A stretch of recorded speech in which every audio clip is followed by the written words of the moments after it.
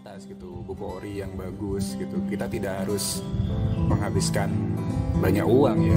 Ternyata ajaibnya kanker itu sudah hilang seperti itu. Padahal hanya bermodalkan jalan-jalan. Jalan-jalan ya. Iya. Mungkin apa ya? Para peneliti ini benar-benar serius sampai menggunakan teknologi canggih untuk mendeteksinya.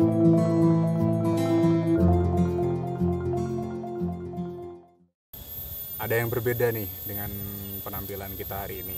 Kita berada di tengah-tengah sawah, berada di tengah-tengah alam. Kenapa? Karena memang ini berhubungan ya dengan apa yang akan kita bahas pada video kali ini. Ya, betul sekali Asigit. Temanya kita hari ini menyambung komentar yang ada di video sebelumnya, hubungan kesehatan dengan psikologi. Bahwa ada yang bertanya, selain dengan mengunjungi psikolog, apa ada alternatif lain yang lebih murah dan tidak menguras kantong? Nah, salah satunya trauma healing bisa dengan melakukan perjalanan seperti ini. Ya, jadi intinya itu selain pergi ke psikolog, berinteraksi dengan alam gitu ya. Ya. Kalau apa bahasa halusnya lah, berinteraksi dengan alam itu bisa juga menyembuhkan kegundahan, menyembuhkan kesedihan gitu. Sambil menikmati angin sepoi-sepoi, terus kemudian pemandangan yang luas dan hijau, terus juga kicauan burung, gemericik air seperti itu bisa memberikan kita ketenangan lah gitu. Ketenangan, ya. Apalagi ini tempatnya jauh dari jalan tadi sampai menjelajah. Ya kayak bolang lah, tapi sepadan kok dengan dengan yang didapat ya. Jadi pernah saya baca sebuah referensi ya, salah satunya di Latahzan karyanya Syekh Aid Al-Qarni. Di situ disebutkan kisahnya dari Dale Carnegie, mungkin pasiennya ya. Dari pasiennya itu pernah sedang mengidap penyakit kanker.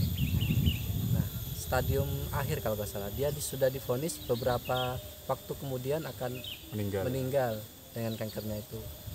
Kemudian ia memutuskan untuk jalan-jalan dengan pesiar, entah berapa lama sampai sampai di detik-detik vonisnya dia periksa lagi itu kankernya masih ada atau sudah tidak ada. Ternyata ajaibnya kanker itu sudah hilang seperti itu. Padahal hanya bermodalkan jalan-jalan. Jalan-jalan ya. Salah satu bukti bahwa memang kejiwaan gitu memang mempengaruhi kesehatan fisik berarti ya. Fisik, iya. Salah satu buktinya itu ya. Kembali ke cerita tadi yang pasiennya Dale Carnegie itu, ya sepertinya kita sekarang sedang mengalami sih, ketika berada di suasana alamiah gitu ya, kembali bersama alam, itu rasanya kita memunculkan rasa syukur, tak berkesudahan kepada pencipta, dan membuat kita itu tenang gitu, lega sekali. Mungkin itu ya menurut kita salah satu dari cara mental health ya. Selain berkunjung ke psikolog tadi ya, itu ini pun juga liburannya kan liburan yang low budget gitu kan. Bahkan tanpa budget gitu, paling cuma uang bensin gitu dan tenaga. Tapi tenaga itu setara dengan upah yang kita dapat, setara dengan dengan yang kita nikmati lah ketika sampai di tujuan gitu. Oh ya, sekedar info ya, di sebelah kiri ini ada sebuah mata air gitu, yang benar-benar murni, saking murninya itu bisa langsung diminum gitu. Jadi ini tepatnya di desa tempat masa kecil saya tinggal gitu. Jadi udah sering kesini. Jadi udah waktu dulu masih sekolah atau masih kuliah itu kalau udah masalah kemudian nggak punya temen yang bisa diajak untuk berbagi ya kesini gitu, menikmati alam, duduk-duduk gitu dong. Asigit ini sudah untuk informasinya, Asigit sudah menulis tentang yang belakang ini, di belakang tentang sumber mata air sudah saya tulis dan tayang di Berisik mungkin di berisik.id ya. Tapi nggak tahu tayangnya kapan ya. Sebenarnya ada tanggalnya cuma saya lupa. Tapi di bulan Oktober. Di bulan Oktober kemarin. Bulan Oktober ini. Ya, untuk tips yang kedua. Yang kedua dengan sastra. Jadi entah itu karena kehilangan atau karena trauma healing, melarikan diri dengan sastra itu sangat dianjurkan selain dengan jalan-jalan seperti itu. Salah satu contohnya Ibu Naning ya, dia novelis dan juga dulu wartawan di surat kabar, dan dia telah kehilangan 5 organ dalam tubuhnya, namun dia tetap terlihat sangat sehat sampai sekarang. Itu beliau ketika seminar menceritakan kehidupannya itu sangat menyentuh sekali, dan apa yang dia lakukan untuk melarikan diri dari derita yang ia miliki menjadi hal-hal yang positif, yaitu ternyata dengan menulis. Permainan kata yang ia miliki dia taburi di kertas. Katanya beliau seperti itu, dia menangis di atas kertas. Berarti menangis tanpa air mata mungkin ya. Iya. Justru menangisnya pakai tinta. Nah, justru setelah dibuka kembali suatu saat permainan kata kita yang di tulisan itu, kita akan bersyukur, ternyata masalah kita yang dulu tuh sangat sepele seperti Iya, remeh ya kadang ya. Kadang remeh. Kalau kita juga ngelihat masalah kita waktu masih kecil gitu. Seperti misalkan nih disuruh ibu beli minyak tanah gitu. Udah bilang broken home gitu. Apaan itu? Iya, dan kita sudah menulisnya broken home gitu, padahal cuma masalah broken home apa? Nah, justru itu mereduksi kekesalan kita, penyesalan kita ya. Iya. Seperti itu.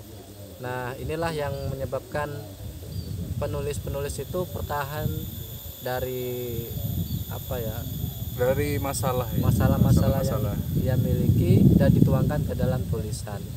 Benar kata Djoko Pinurbo bahwa permainan kata kita, entah itu dituangkan dalam puisi atau dalam hal-hal seperti artikel, cerpen, dan karya-karya sastra yang lain, permainan kata itu sebetulnya memunculkan sisi kanak-kanak kita. Seperti yang disampaikan Sigi tadi, artikelnya kan juga berasal dari masa kecilnya di sini, seperti itu.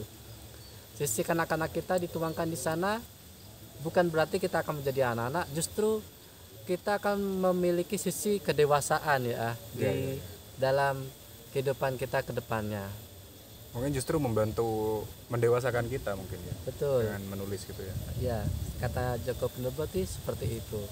Nah, saya sempat juga menulis artikel, diikutkan ke sebuah kompetisi dan alhamdulillah diapresiasi oleh Dewan Juri, mendapatkan juara 3. Keren ya. Terima kasih. Ya, berkat Allah saya bekerja sama dengan salah satu responden untuk disebarluaskan ceritanya tentang kehilangan. Di dalam cerita itu beliau niat memang untuk menyebarkan ini kepada orang lain, bahwa sastra itu memang bisa menyembuhkan begitu. Tidak hanya B.J. Habibie, ternyata orang umum aja juga boleh menulis untuk kesembuhan mental lah. Kesembuhan mental. Kalau kita tahu kan B.J. Habibie kena gangguan psikologis yang hampir membuat beliau sekarat ya waktu itu, namanya psikosomatis malignan.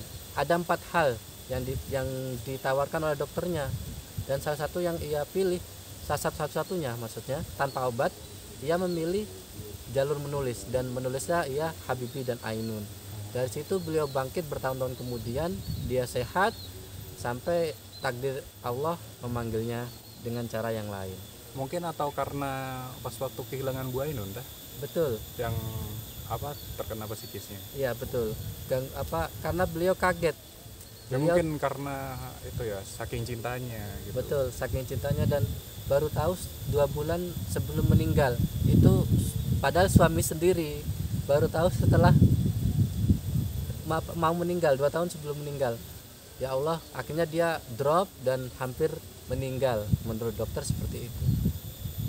Dan di artikel itu saya sebutkan juga tentang ibu responden saya, bahwa beliau menulis puisi bahkan diterbitkan, dan itu sangat melegakan beliau, menandakan bahkan ketika status di WA-nya itu sudah membuat dia melegakan sesaknya kehilangan suaminya, dan ia sekarang bisa menunjukkan dengan sastra itu bahwa beliau adalah seorang yang mandiri. Nah, itu membuktikan bahwa menulis selain memungkinkan kita mendapatkan cuan tentunya ya. Iya, Itu memungkinkan bahwa menulis itu menjadi sarana terapi ya. betul. Sarana terapi untuk merelakan kehilangan, kemudian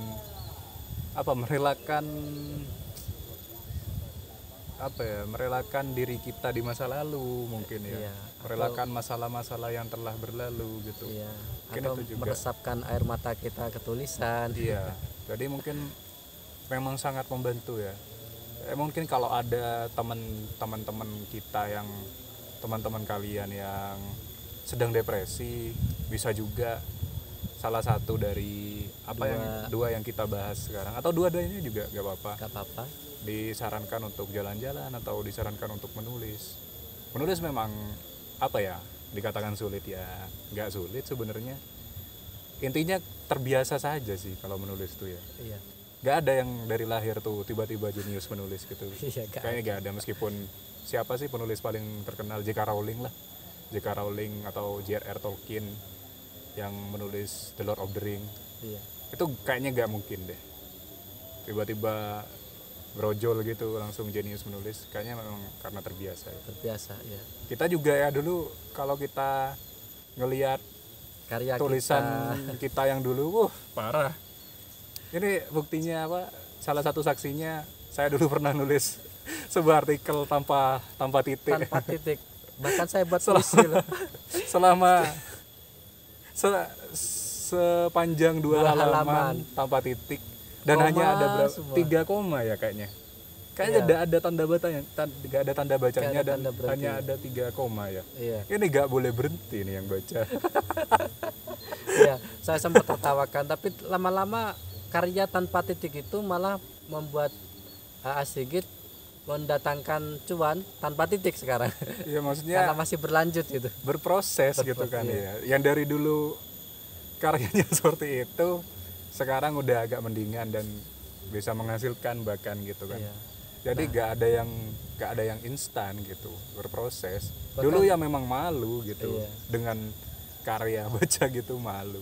Tapi sekarang kan udah jadi joke, jadi tertawaan gitu. Ketertawaan, bahan tertawaan kita Iya. berdua.